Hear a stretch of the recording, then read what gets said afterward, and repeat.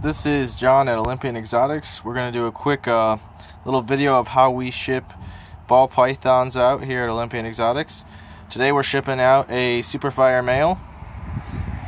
Let's see, he's doing good right here. You don't feed these guys the week that you're shipping them out. That's my first rule.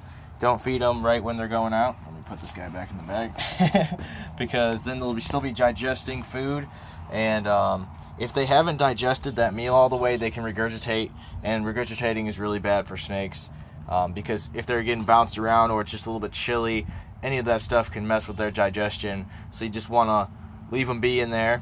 Then next, put a couple of little pieces of paper towel in there just in case they decide to pee or poop or anything like that that's held back from the week before. And we are at the FedEx right now. So sorry for the outdoor noise. Next step, we will use a paper towel in here, kind of line the box with paper towel. Sometimes I use polyfill, or I used to use newspaper, but the paper towel looks way better, so I decided we'll just spend the extra 5-10 cents and make it look nice, even though I think that newspaper really serves the exact same purpose. It's just creating a cushion. It just looks a lot nicer. So then with this bag, what we're going to do is an overhand knot on this. Sometimes I'll use a zip tie, especially if it's those little pull strings, because the pull string knots can come out and then the snake could get outside this box. Per regulation, you need three forms of three barriers basically. So you need either a deli cup, a snake bag, styrofoam is underneath here. You need the styrofoam, then you need a cardboard box. So there's 3 layers. That's per regulation. What else? For today's shipment, it's getting a little chilly out here, so we're using a heat pack.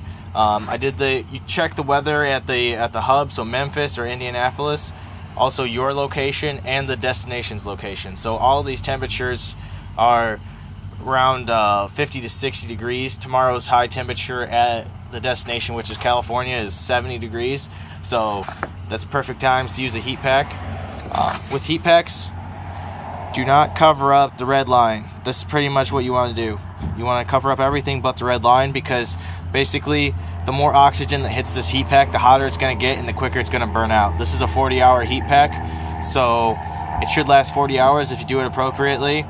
So there you go. You see that this line is controlling how much oxygen gets to the material inside the heat pack, which is what has a chemical reaction and releases heat.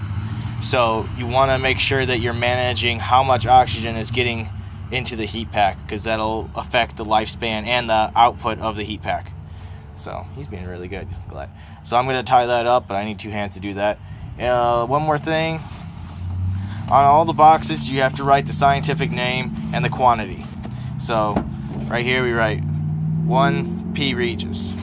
Some people write ball python on there, but the regulation says scientific name, so you don't really need to use the common name, because if anybody, the people that are actually supposed to be checking that, they'll know the scientific name. We don't want to. No, I didn't show. Okay, good. I'm trying to keep the address of the buyer out of the video. So then I'll include one of these. It says harmless wildlife, handled with care. Then on the back, I just put what it is, my contact information. Put that right there. I also include a business card, even though it's kind of redundant, but I got a lot of business cards, so why not? So we'll put that in there.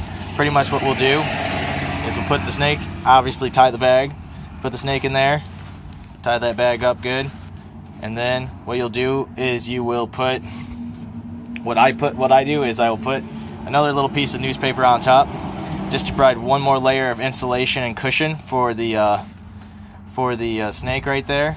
Then, because you want to not have direct heat exposed to them, even though it wouldn't really most likely be an issue, always best to have as much insulation as there as you can. Then I do that, put that right there, and then you do that, you put that right there, and then I tape that up, close it up, tape it up, and you put the label on top, tape that over it, and you're good to go.